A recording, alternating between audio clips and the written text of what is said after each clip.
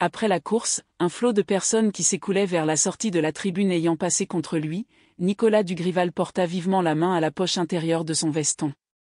Sa femme lui dit : « Qu'est-ce que tu as ? Je suis toujours inquiet, avec ton argent.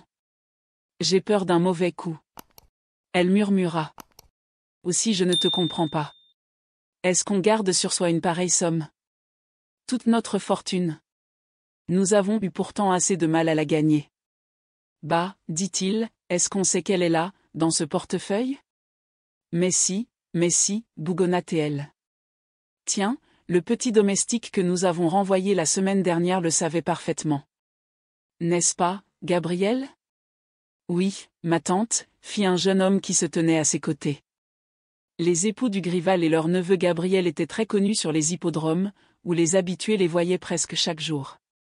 Dugrival, gros homme au teint rouge, l'aspect d'un bon vivant, sa femme, lourde également, le masque vulgaire, toujours vêtu d'une robe de soie prune dont l'usure était trop visible, le neveu, tout jeune, mince, la figure pâle, les yeux noirs, les cheveux blonds et un peu bouclés.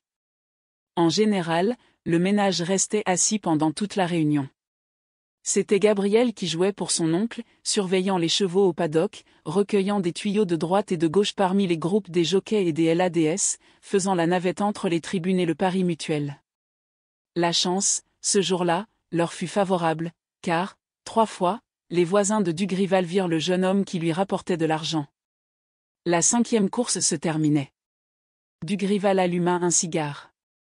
À ce moment, un monsieur sanglé dans une jaquette marron, et dont le visage se terminait par une barbiche grisonnante, s'approcha de lui et demanda d'un ton de confidence.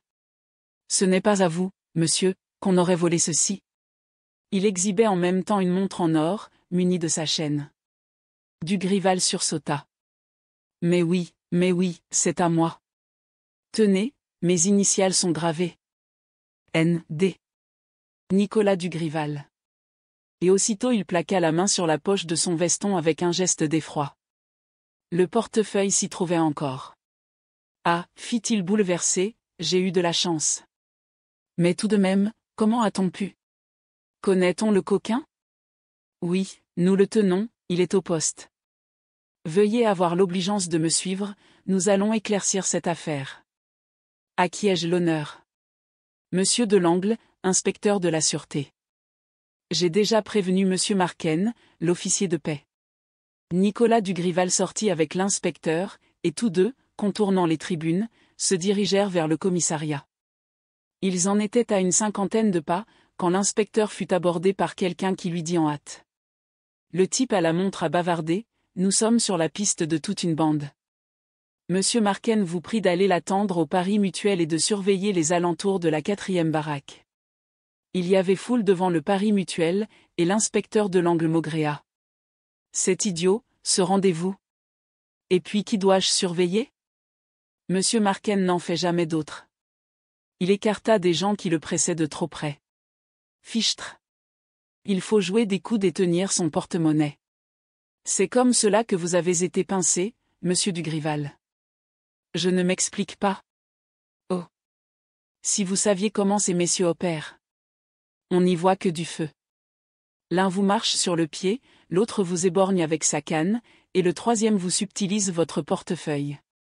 En 3 gestes, c'est fini. Moi qui vous parle, j'y ai été pris. Il s'interrompit, et d'un air furieux. Mais sacré nom, nous n'allons pas moisir ici. Quelle cohue. Ce n'est pas supportable. Ah. Monsieur Marquen, là-bas, qui nous fait signe. Un moment, je vous prie, et surtout ne bougez pas. À coups d'épaule, il se fraya un passage dans la foule. Nicolas Dugrival le suivit un instant des yeux. L'ayant perdu de vue, il se tint un peu à l'écart pour n'être point bousculé. Quelques minutes s'écoulèrent. La 6e course allait commencer, lorsque Dugrival aperçut sa femme et son neveu qui le cherchaient. Il leur expliqua que l'inspecteur Delangle se concertait avec l'officier de paix. « Tu as toujours ton argent ? » lui demanda sa femme. « Parbleu, répondit-il, je te jure que l'inspecteur et moi, nous ne nous laissions pas serrer de trop près. » Il tâta son veston, étouffa un cri, enfonça la main dans sa poche, et se mit à bredouiller des syllabes confuses, tandis que madame Dugrival, épouvantée, bégayait. Quoi? Qu'est-ce qu'il y a? Volé, gémit-il, le portefeuille, les 50 billets. Pas vrai? S'exclama-t-elle, pas vrai? Si, l'inspecteur, un escroc, c'est lui. Elle poussa de véritables hurlements. Au voleur. On a volé mon mari. 50 000 francs, nous sommes perdus. Au voleur. Très vite, ils furent entourés d'agents et conduits au commissariat. Dugrival se laissait faire, absolument ahuri. Sa femme continuait à vociférer, accumulant des explications, poursuivant d'invectives le faux inspecteur. Qu'on le cherche. Qu'on le trouve. Une jaquette marron. La barbe en pointe. Ah. Le misérable, ce qu'il nous a roulé. 50 000 francs. Mais, oui. Qu'est-ce que tu fais, Dugrival? D'un bond elle se jeta sur son mari. Trop tard. Il avait appliqué contre sa tempe le canon d'un revolver. Une détonation retentit. Dugrival tomba. Il était mort. On n'a pas oublié le bruit que firent les journaux à propos de cette affaire, et comment ils saisirent l'occasion pour accuser une fois de plus la police d'incurie et de maladresse. Était-il admissible qu'un pickpocket pût ainsi, en plein jour et dans un endroit public, jouer le rôle d'inspecteur et dévaliser impunément un honnête homme? La femme de Nicolas Dugrival entretenait les polémiques par ses lamentations et les interviews qu'elle accordait. Un reporter avait réussi à la photographier devant le cadavre de son mari tandis qu'elle étendait la main et qu'elle jurait de venger le mort. Debout, près d'elle, son neveu Gabriel montrait un visage haineux. Lui aussi, en quelques mots prononcés à voix basse et d'un ton de décision farouche, avait fait le serment de poursuivre et d'atteindre le meurtrier. On dépeignait le modeste intérieur qu'ils occupaient aux Batignolles, et comme ils étaient dénués de toute ressource, un journal de sport ouvrit une souscription en leur faveur. Quant au mystérieux de l'Angle, il demeurait introuvable. 2 individus furent arrêtés, que l'on dut relâcher aussitôt. On se lança sur plusieurs pistes, immédiatement abandonnées, on mit en avant plusieurs noms, et finalement, on accusa Arsène Lupin, qui provoqua la fameuse dépêche du célèbre cambrioleur, dépêche envoyée de New York 6 jours après l'incident. Proteste avec indignation contre calomnie inventée par une police aux abois. Envoie mes condoléances aux malheureuses victimes, et donne à mon banquier ordre nécessaire pour que 50 000 francs leur soient remis. Lupin. De fait, le lendemain même du jour où ce télégramme était publié, un inconnu sonnait à la porte de madame Dugrival et déposait une enveloppe entre ses mains. L'enveloppe contenait 50 billets de 1000 francs. Ce coup de théâtre n'était point fait pour apaiser les commentaires. Mais un autre événement se produisit, qui suscita de nouveau une émotion considérable. 2 jours plus tard, les personnes qui habitaient la même maison que madame Dugrival et que Gabriel, furent réveillées vers 4 heures du matin par des cris affreux. On se précipita. Le concierge réussit à ouvrir la porte. À la lueur d'une bougie dont un voisin s'était muni, il trouva, dans sa chambre, Gabriel, étendu, des liens aux poignets et aux chevilles, un bâillon sur la bouche, et dans la chambre voisine, madame Dugrival qui perdait tout son sang par une large blessure à la poitrine.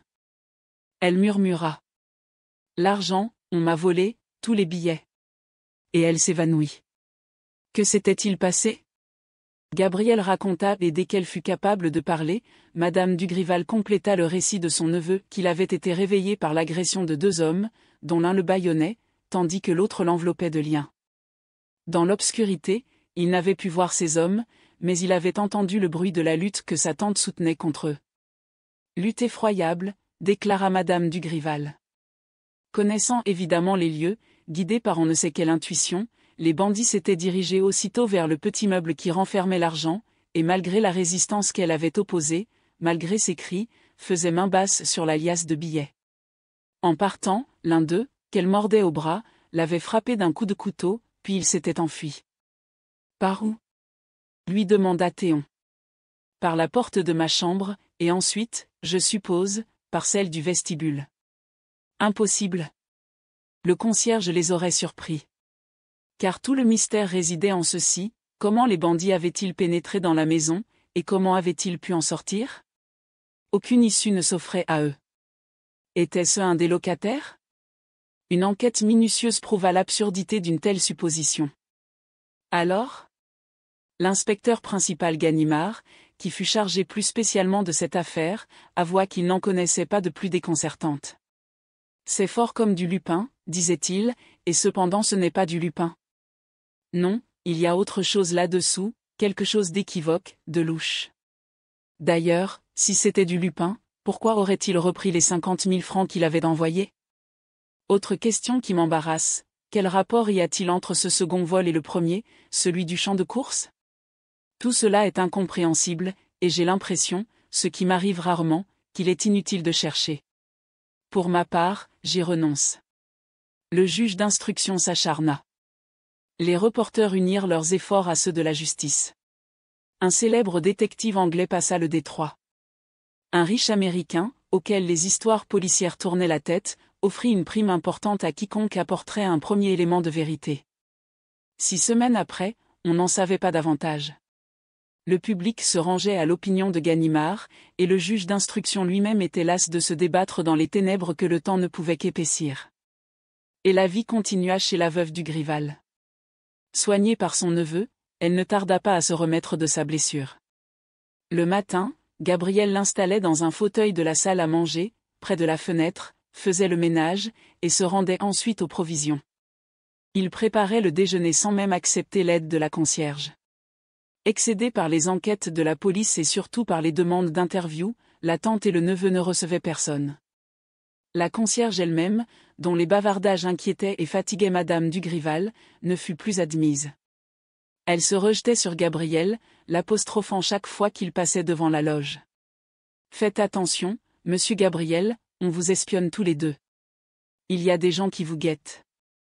Tenez, encore hier soir, mon mari a surpris un type qui lorgnait vos fenêtres. » « Bah, répondit Gabriel, c'est la police qui nous garde. » « Tant mieux. » Or, un après-midi, vers 4 heures, il y eut, au bout de la rue, une violente altercation entre 2 marchands des 4 saisons. La concierge aussitôt s'éloigna de sa loge pour écouter les invectives que se lançaient les adversaires. Elle n'avait pas le dos tourné, qu'un homme, jeune, de taille moyenne, habillé de vêtements gris d'une coupe irréprochable, se glissa dans la maison et monta vivement l'escalier. Au 3e étage, il sonna. Son appel demeurant sans réponse, il sonna de nouveau. À la 3e fois, la porte s'ouvrit. « Madame Dugrival » demanda-t-il en retirant son chapeau.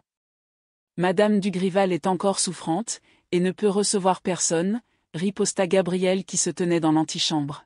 « Il est de toute nécessité que je lui parle. Je suis son neveu, je pourrais peut-être lui communiquer. »« Soit, » dit l'individu. « Veuillez dire à Madame Dugrival que, le hasard m'ayant fourni des renseignements précieux sur le vol dont elle a été victime, je désire examiner l'appartement, et me rendre compte par moi-même de certains détails. Je suis très accoutumé à ces sortes d'enquêtes, et mon intervention lui sera sûrement profitable. » Gabriel l'examina un moment, réfléchit et prononça. « En ce cas, je suppose que ma tante consentira. Prenez la peine d'entrer. » Après avoir ouvert la porte de la salle à manger, il s'effaça, livrant passage à l'inconnu. Celui-ci marcha jusqu'au seuil, mais, à l'instant même où il le franchissait, Gabriel leva le bras et d'un geste brusque, le frappa d'un coup de poignard au-dessus de l'épaule droite. Un éclat de rire jaillit dans la salle. « Touché !» cria Madame Dugrival en s'élançant de son fauteuil. « Bravo, Gabriel. Mais dis donc, tu ne l'as pas tué, le bandit ? » « Je ne crois pas, ma tante. La lame est fine, et j'ai retenu mon coup. » L'homme chancelait, les mains en avant, le visage d'une pâleur mortelle. « Imbécile !» ricana la veuve. « Tu es tombé dans le piège ? Pas malheureux. Il y a assez longtemps qu'on t'attendait ici. Allons, mon bonhomme, dégringole. Ça t'embête, hein ? Faut bien cependant. Parfait. Un genou à terre d'abord, devant la patronne et puis l'autre genou. Ce qu'on est bien éduqué. Patatras. Voilà qu'on s'écroule. Ah. Jésus Dieu, si mon pauvre Dugrival pouvait le voir ainsi. Et maintenant, Gabriel, à la besogne. Elle gagna sa chambre et ouvrit le battant d'une armoire à glace où des robes étaient pendues. Les ayant écartées, elle poussa un autre battant qui formait le fond de l'armoire et qui dégagea l'entrée d'une pièce située dans la maison voisine. « Aide-moi à le porter, Gabriel. Et tu le soigneras de ton mieux, hein ? Pour l'instant, il vaut son pesant d'or, l'artiste. » Un matin, le blessé reprit un peu conscience. Il souleva les paupières et regarda autour de lui. Il était couché dans une pièce plus grande que celle où il avait été frappé, une pièce garnie de quelques meubles, et munie de rideaux épais qui voilaient les fenêtres du haut en bas. Cependant il y avait assez de lumière pour qu'il pût voir près de lui, assis sur une chaise et l'observant, le jeune Gabriel Dugrival. « Ah ! C'est toi, le gosse, murmura-t-il, tous mes compliments, mon petit. Tu as le poignard sûr et délicat. » Et il se rendormit. Ce jour-là et les jours qui suivirent, il se réveilla plusieurs fois, et chaque fois, il apercevait la figure pâle de l'adolescent, ses lèvres minces, ses yeux noirs d'une expression si dure. « Tu me fais peur, disait-il. Si tu as juré de m'exécuter, ne te gêne pas. Mais rigole. L'idée de la mort m'a toujours semblé la chose du monde la plus cocasse. Tandis qu'avec toi, mon vieux, ça devient macabre. Bonsoir, j'aime mieux faire dodo. » Pourtant Gabriel, obéissant aux ordres de Madame Dugrival, lui prodiguait des soins attentifs. Le malade n'avait presque plus de fièvre et commençait à s'alimenter de lait et de bouillon. Il reprenait quelque force et plaisantait. « À quand la première sortie du convalescent ? La petite voiture est prête ? Mais rigole donc, animal. Tu as l'air d'un saule pleureur qui va commettre un crime. Allons, une risette à papa. » Un jour, en s'éveillant, il eut une impression de gêne fort désagréable.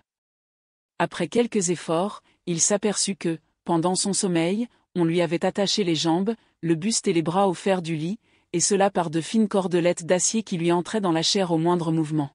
« Ah, dit-il à son gardien, cette fois, c'est le grand jeu. Le poulet va être saigné. Est-ce toi qui m'opères, l'ange Gabriel ? En ce cas, mon vieux, que ton rasoir soit bien propre.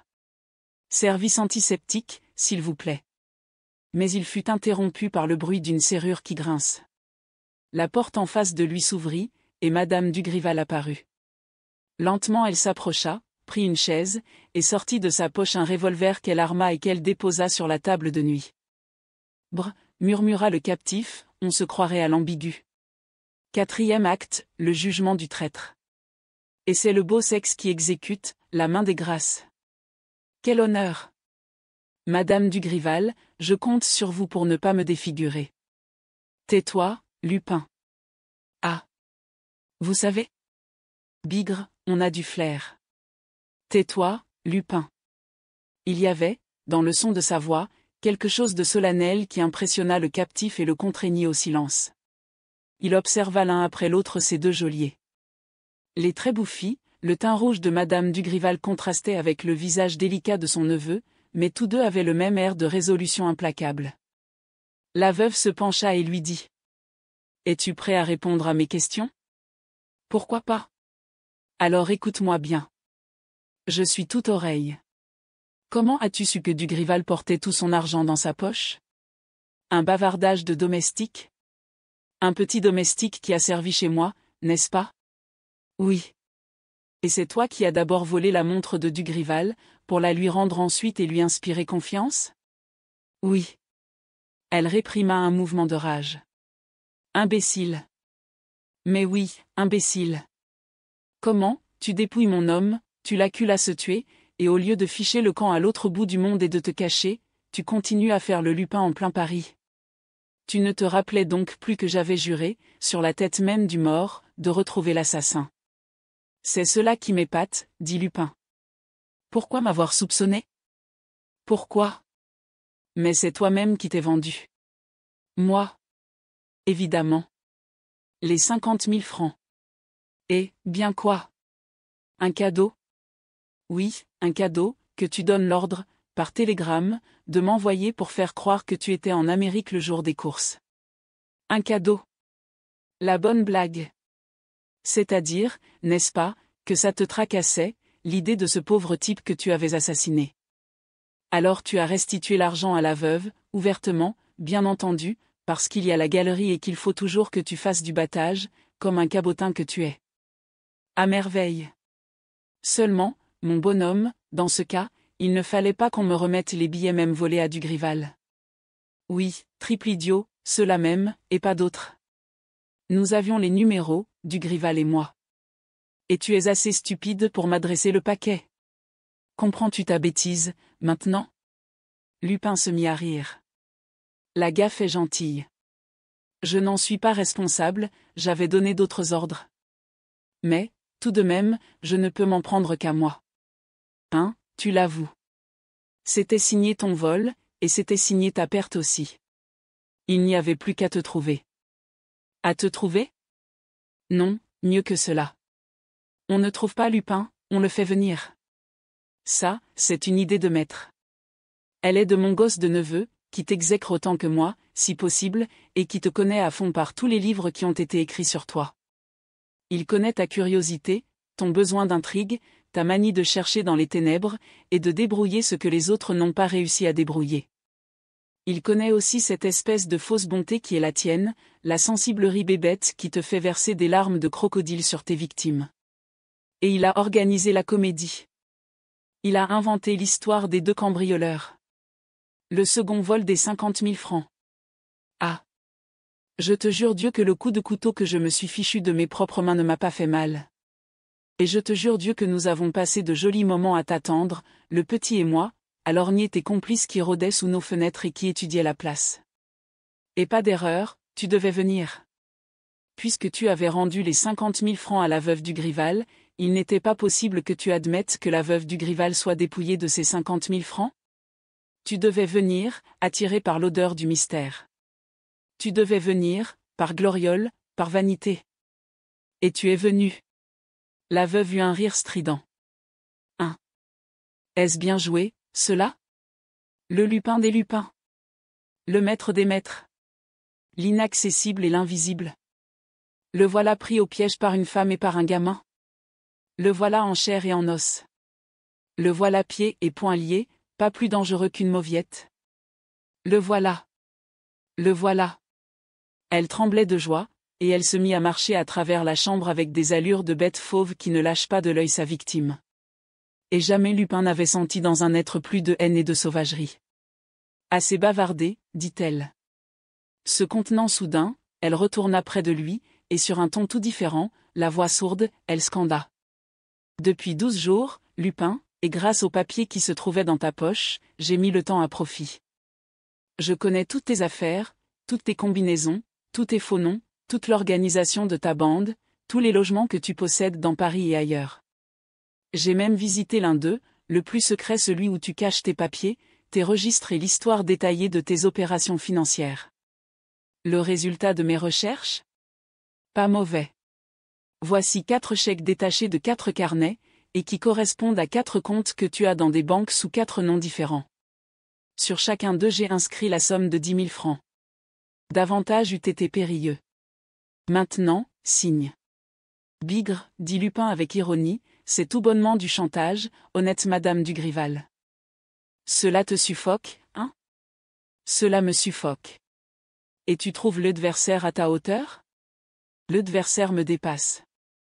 Alors le piège, qualifions-le d'infernal. Le piège infernal où je suis tombé ne fut pas tendu seulement par une veuve altérée de vengeance, mais aussi par une excellente industrielle désireuse d'augmenter ses capitaux? Justement. Mes félicitations. Et j'y pense, est-ce que, par hasard, monsieur Dugrival? Tu l'as dit, Lupin. Après tout, pourquoi te le cacher? Ça soulagera ta conscience. Oui, Lupin, Dugrival travaillait dans la même partie que toi. Oh. Pas en grand. Nous étions des modestes, une pièce d'or de ci, de là, un porte-monnaie que Gabriel, dressé par nous, chipait aux courses de droite et de gauche, et de la sorte, on avait fait sa petite fortune, de quoi planter des choux.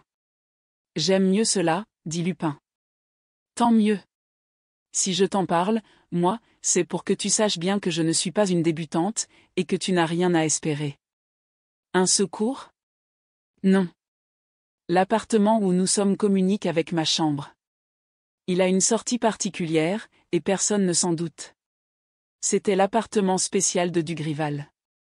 Il y recevait ses amis. Il y avait ses instruments de travail, ses déguisements, son téléphone même, comme tu peux voir. Donc, rien à espérer. Tes complices ont renoncé à te chercher par là. Je les ai lancés sur une autre piste. Tu es bien fichu. Commences-tu à comprendre la situation? Oui. Alors, signe. Et quand j'aurai signé, je serai libre? Il faut que je touche d'abord. Et après? Après, sur mon âme, sur mon salut éternel, tu seras libre. Je manque de confiance. As-tu le choix? C'est vrai. Donne. Elle détacha la main droite de Lupin et lui présenta une plume en disant: N'oublie pas que les 4 chèques portent 4 noms différents et que, chaque fois, l'écriture change. Ne crains rien. Il signa. Gabriel, ajouta la veuve, il est 10 heures. Si, à midi, je ne suis pas là, c'est que ce misérable m'aura joué un tour de sa façon. Alors casse-lui la tête. Je te laisse le revolver avec lequel ton oncle s'est tué. Sur 6 balles, il en reste 5. Ça suffit. Elle partit en chantonnant. Il y eut un assez long silence, et Lupin marmotta. Je ne donnerai pas dessous de ma peau. Il ferma les yeux un instant, puis brusquement dit à Gabriel. Combien? Et comme l'autre ne semblait pas entendre, il s'irrita. Et? Oui, combien? Réponds, quoi? Nous avons le même métier, tous deux. Je vole, tu voles, nous volons. Alors on est fait pour s'accorder. Ça va? Nous décampons? Je t'offre une place dans ma bande, une place de luxe. Combien veux-tu pour toi? 10 000? 20 000?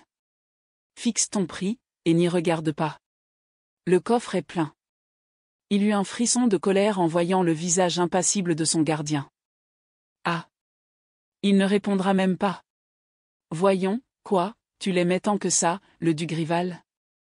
Écoute, si tu veux me délivrer. Allons, réponds. Mais il s'interrompit. Les yeux du jeune homme avaient cette expression cruelle qu'il connaissait si bien. Pouvait-il espérer le fléchir? Crénum de crénum, grinça-t-il, je ne vais pourtant pas crever ici, comme un chien. Ah! Si je pouvais. Se raidissant, il fit, pour rompre ses liens, un effort qui lui arracha un cri de douleur et il retomba sur son lit, exténué. Allons, murmura-t-il au bout d'un instant, la veuve l'a dit, je suis fichu. Rien à faire. De profundis, Lupin. Un quart d'heure s'écoula, une demi-heure. Gabriel, s'étant approché de Lupin, vit qu'il tenait les yeux fermés et que sa respiration était égale comme celle d'un homme qui dort. Mais Lupin lui dit. Crois pas que je dorme, le gosse. Non, on ne dort pas à cette minute-là. Seulement je me fais une raison. Faut bien, n'est-ce pas? Et puis, je pense à ce qui va suivre. Parfaitement, j'ai ma petite théorie là-dessus. Tel que tu me vois, je suis partisan de la métempsychose et de la migration des âmes. Mais ce serait un peu long à t'expliquer. Dis donc, petit, avant de se séparer, si on se donnait la main? Non. Alors, adieu. Bonne santé et longue vie, Gabriel. Il baissa les paupières, se tut, et ne bougea plus jusqu'à l'arrivée de Madame Dugrival. La veuve entra vivement, un peu avant midi. Elle semblait très surexcitée. J'ai l'argent, dit-elle à son neveu. File. Je te rejoins dans l'auto qui est en bas. Mais. Pas besoin de toi pour en finir avec lui. Je m'en charge à moi toute seule. Pourtant, si le cœur t'en dit, de voir la grimace d'un coquin. Passe-moi l'instrument. Gabriel lui donna le revolver, et la veuve reprit. Tu as bien brûlé nos papiers? Oui. Allons-y. Et sitôt son compte réglé, au galop. Les coups de feu peuvent attirer les voisins. Il faut qu'on trouve les 2 appartements vides. Elle s'avança vers le lit. Tu es prêt, Lupin? C'est-à-dire que je brûle d'impatience. Tu n'as pas de recommandation à me faire? Aucune. Alors. Un mot cependant. Parle. Si je rencontre Dugrival dans l'autre monde, qu'est-ce qu'il faut que je lui dise de ta part? Elle haussa les épaules et appliqua le canon du revolver sur la tempe de Lupin. Parfait, dit-il, et surtout ne tremblez pas, ma bonne dame. Je vous jure que cela ne vous fera aucun mal. Vous y êtes? Au commandement, n'est-ce pas? 1, 2, 3. La veuve appuya sur la détente. Une détonation retentit. C'est ça, la mort, dit Lupin. Bizarre. J'aurais cru que c'était plus différent de la vie. Il y eut une seconde détonation. Gabriel arracha l'arme des mains de sa tante et l'examina. Ah, fit-il, on a enlevé les balles. Il ne reste plus que les capsules. Sa tante et lui demeurèrent un moment immobiles, confondus. Est-ce possible? Balbutia-t-elle. Qui aurait pu? Un inspecteur? Le juge d'instruction? Elle s'arrêta, et d'une voix étranglée. Écoute, du bruit. Ils écoutèrent, et la veuve alla jusqu'au vestibule. Elle revint, furieuse, exaspérée par l'échec et par la crainte qu'elle avait eue. Personne. Les voisins doivent être sortis, nous avons le temps. Ah. Lupin, tu rigolais déjà. Le couteau, Gabriel. Il est dans ma chambre. Va le chercher. Gabriel s'éloigna en hâte. La veuve trépignait de rage. Je l'ai juré. Tu y passeras, mon bonhomme. Je l'ai juré à Dugrival, et chaque matin et chaque soir je refais le serment, je le refais à genoux, oui, à genoux devant Dieu qui m'écoute. C'est mon droit de venger le mort. Ah. Dis donc, Lupin, il me semble que tu ne rigoles plus. Bon sang. Mais on dirait même que tu as peur. Il a peur. Il a peur. Je vois ça dans ses yeux. Gabriel, arrive, mon petit. Regarde ses yeux. Regarde ses lèvres. Il tremble. Donne le couteau, que je le lui plante dans le cœur, tandis qu'il a le frisson. Ah. Froussard. Vite, vite, Gabriel, donne le couteau. Impossible de le trouver, déclara le jeune homme, qui revenait en courant, tout effaré, il a disparu de ma chambre. Je n'y comprends rien. Tant mieux. Cria la veuve Dugrival à moitié folle, tant mieux. Je ferai la besogne moi-même. Elle saisit Lupin à la gorge et l'étreignit de ses 10 doigts crispés, à pleine main, à pleine griffe, et elle se mit à serrer désespérément. Lupin eut un râle et s'abandonna. Il était perdu. Brusquement, un fracas du côté de la fenêtre. Une des vitres avait sauté en éclats. Quoi? Qu'y a-t-il? Bégaya la veuve en se relevant, bouleversée. Gabriel, plus pâle encore qu'à l'ordinaire, murmura. Je ne sais pas, je ne sais pas. Comment a-t-on pu? Répéta la veuve. Elle n'osait bouger, dans l'attente de ce qui allait se produire. Et quelque chose surtout l'épouvantait, c'est que par terre, autour d'eux, il n'y avait aucun projectile, et que la vitre pourtant, cela était visible, avait cédé au choc d'un objet lourd et assez gros, d'une pierre, sans doute. Après un instant, elle chercha sous le lit, sous la commode. Rien, dit-elle. Non, fit son neveu qui cherchait également. Et elle reprit en s'asseyant à son tour. J'ai peur, les bras me manquent, achève-le. J'ai peur moi aussi. Pourtant, bredouilla-t-elle, il faut bien, j'ai juré. Dans un effort suprême, elle retourna près de Lupin et lui entoura le cou de ses doigts raidis. Mais Lupin, qui scrutait son visage blême, avait la sensation très nette qu'elle n'aurait pas la force de le tuer. Pour elle, il devenait sacré, intangible. Une puissance mystérieuse le protégeait contre toutes les attaques, une puissance qu'il avait déjà sauvée 3 fois par des moyens inexplicables, et qui trouverait d'autres moyens pour écarter de lui les embûches de la mort. Elle lui dit à voix basse. Ce que tu dois te ficher de moi. Ma foi, pas du tout. À ta place j'aurais une venette. Fripouille, va. Tu t'imagines qu'on te secourt, que tes amis sont là, hein? Impossible, mon bonhomme. Je le sais. Ce n'est pas eux qui me défendent. Personne même ne me défend. Alors? Alors, tout de même, il y a quelque chose d'étrange là-dessous, de fantastique, de miraculeux, qui te donne la chair de poule, ma bonne femme. Misérable. Tu ne riras plus bientôt. Ça m'étonnerait. Patiente. Elle réfléchit encore et dit à son neveu. Qu'est-ce que tu ferais? Rattache-lui le bras, et allons-nous-en, répondit-il. Conseil atroce. C'était condamner Lupin à la mort la plus affreuse, la mort par la faim. Non, dit la veuve, il trouverait peut-être encore une planche de salut. J'ai mieux que cela. Elle décrocha le récepteur du téléphone. Ayant obtenu la communication, elle demanda. Le numéro 822.48, s'il vous plaît. Et après un instant. Allô, le service de la sûreté. L'inspecteur principal Ganimard est-il ici?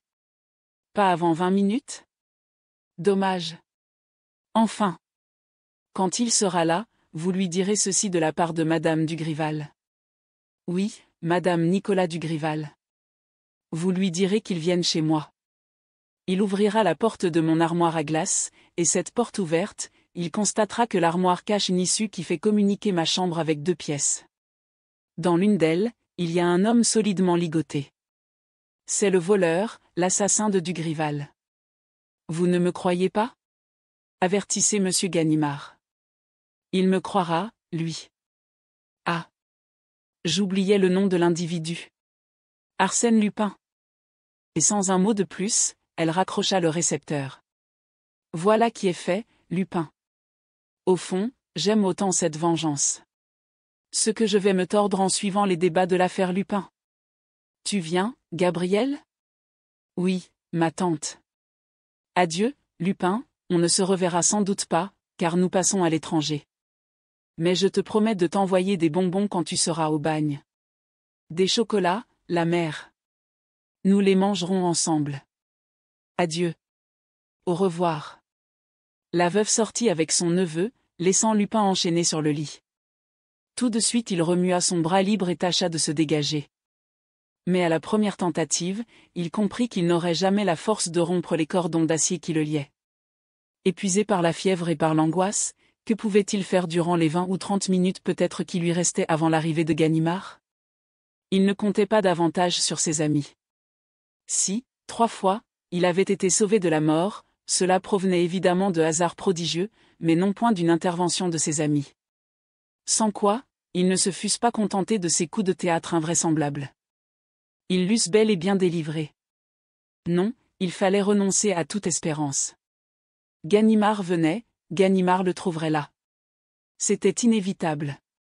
C'était un fait accompli. Et la perspective de l'événement l'irritait d'une façon singulière. Il entendait déjà les sarcasmes de son vieil ennemi. Il devinait l'éclat de rire qui, le lendemain, accueillerait l'incroyable nouvelle. Qu'il fut arrêté en pleine action, sur le champ de bataille, pour ainsi dire, et par une escouade imposante d'adversaires, soit. Mais arrêté, cueilli plutôt, ramassé dans de telles conditions, c'était vraiment trop stupide. Et Lupin, qui tant de fois avait bafoué les autres, sentait tout ce qu'il y avait de ridicule pour lui dans le dénouement de l'affaire Dugrival, tout ce qu'il y avait de grotesque à s'être laissé prendre au piège infernal de la veuve, et en fin de compte, à être servi, à la police comme un plat de gibier, cuit à point et savamment assaisonné. Sacrée veuve! Bougonna-t-il. Elle aurait mieux fait de m'égorger tout simplement. Il prêta l'oreille. Quelqu'un marchait dans la pièce voisine. Ganimard? Non. Quelle que fût sa hâte, l'inspecteur ne pouvait encore être là. Et puis Ganimard n'eût pas agi de cette manière, n'eût pas ouvert la porte aussi doucement que l'ouvrait cette autre personne? Lupin se rappela les 3 interventions miraculeuses auxquelles il devait la vie. Était-il possible que ce fût réellement quelqu'un qui l'eût protégé contre la veuve, et que ce quelqu'un entreprît maintenant de le secourir? Mais qui, en ce cas? Sans que Lupin réussît à le voir, l'inconnu se baissa derrière le lit. Lupin devina le bruit des tenailles qui s'attaquaient aux cordelettes d'acier et qui le délivraient peu à peu. Son buste d'abord fut dégagé, puis les bras, puis les jambes. Et une voix lui dit: « Il faut vous habiller. » Très faible, il se souleva à demi, au moment où l'inconnu se redressait. « Qui êtes-vous » murmura-t-il. « Qui êtes-vous » Et une grande surprise l'envahit. À côté de lui, il y avait une femme vêtue d'une robe noire et coiffée d'une dentelle qui recouvrait une partie de son visage. Et cette femme, autant qu'il pouvait en juger, était jeune, et de taille élégante et mince. « Qui êtes-vous » répéta-t-il. « Il faut venir, dit la femme, le temps presse. »« Est-ce que je peux » dit Lupin en faisant une tentative désespérée. « Je n'ai pas la force. »« Buvez cela. » Elle versa du lait dans une tasse, et comme elle la lui tendait, sa dentelle s'écarta, laissant la figure à découvert. « Toi. C'est toi. » balbutia-t-il. « C'est vous qui êtes ici ? C'est vous qui étiez ?» Il regardait stupéfié cette femme dont les traits offraient avec ceux de Gabriel une si frappante analogie, dont le visage, délicat et régulier, avait la même pâleur, dont la bouche avait la même expression dure et antipathique. Une sœur n'eût pas présenté avec un frère une telle ressemblance. À n'en pas douter, c'était le même être. Et sans croire un instant que Gabriel se cachât sous des vêtements de femme, Lupin au contraire eut l'impression profonde qu'une femme était auprès de lui, et que l'adolescent qu'il avait poursuivi de sa haine et qu'il avait frappé d'un coup de poignard était bien vraiment une femme. Pour l'exercice plus commode de leur métier, les époux du Grival l'avaient accoutumé à ce déguisement de garçon. « Vous, répétait-il.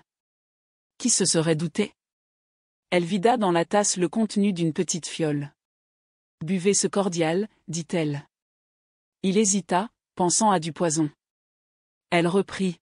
« C'est moi qui vous ai sauvé. »« En effet, dit-il. »« C'est vous qui avez désarmé le revolver ? » ?»« Oui. »« Et c'est vous qui avez dissimulé le couteau ? » ?»« Le voici, dans ma poche. »« Et c'est vous qui avez brisé la vitre au moment où votre tante m'étranglait ? » ?»« C'est moi, avec le presse-papier qui était sur cette table et que j'ai jeté dans la rue. »« Mais pourquoi ? » ?»« Pourquoi ? demanda-t-il, absolument interdit. »« Buvez. »« Mais vous ne vouliez donc pas que je meure ? » ?»« Mais alors pourquoi m'avez-vous frappé, au début ? » ?»« Buvez. » Il vida la tasse d'un trait, sans trop savoir la raison de sa confiance subite. « Habillez-vous, rapidement. » ordonna-t-elle, en se retirant du côté de la fenêtre. Il obéit, et elle revint près de lui, car il était retombé sur une chaise, exténué. « Il faut partir, il le faut, nous n'avons que le temps. Rassemblez toutes vos forces. » Elle se courba un peu pour qu'il s'appuyât à son épaule, et elle le mena vers la porte et vers l'escalier. Et Lupin marchait, comme on marche dans un rêve, dans un de ces rêves bizarres où il se passe les choses du monde les plus incohérentes, et qui était la suite heureuse du cauchemar épouvantable qu'il vivait depuis 2 semaines. Une idée cependant l'effleura. Il se mit à rire. Pauvre Ganimard. Vraiment il n'a pas de veine. Je donnerais bien 2 sous pour assister à mon arrestation.